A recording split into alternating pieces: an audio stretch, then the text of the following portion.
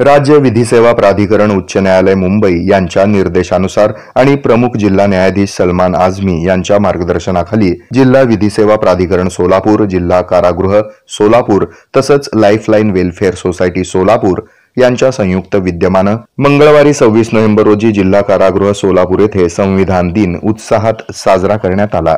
या प्रसंगी जिल्हा विधी सेवा प्राधिकरणाचे अध्यक्ष तथा प्रमुख जिल्हा न्यायाधीश सलमान आझमी यांच्या हस्ते संविधान उद्देशिकेच्या प्रतिमेस पुष्पार्पण करून कार्यक्रमाचं उद्घाटन करण्यात आलं। तसंच उद्देशिकेचं सामूहिक वाचन यावेळी करण्यात आलं। या प्रसंगी जिल्हा विधी सेवा प्राधिकरण कार्यालयाचे सचिव उमेश देवर्षी, कारागृह अधीक्षक तांबोळी, लाईफलाईन वेलफेअर सोसायटीचे मुख्य कार्यकारी अधिकारी डॉक्टर संदीप तांबोरे तसंच मुख्य लोक अभिरक्षक श्रीमती स्नेहल राऊत यांच्या प्रमुख उपस्थितीमध्ये कारागृहातील सर्व कैद्यांना संविधानाविषयी आणि कायदेविषयी यावेळी मार्गदर्शन करण्यात आलं। तसंच लाईफलाईन वेलफेअर सोसायटीच्या सदस्या श्रीमती मृणाल मोरे यांनी कारागृहातील कैद्यांना व्यसनाच्या दुष्परिणामासंदर्भामध्ये तसंच व्यसनमुक्ती उपचार आणि आनंदी मानसोपचार आदी बाबत व्याख्यान आणि परिसंवादाच्या माध्यमातून मार्गदर्शन केलं। या कार्यक्रमासाठी समुपदेशक, मानसोपचार तज्ञ, डॉक्टर, सामाजिक कार्यकर्ते अशा विविध व्यक्तींचा समूह कारागृहात जनजागृती करण्याकरिता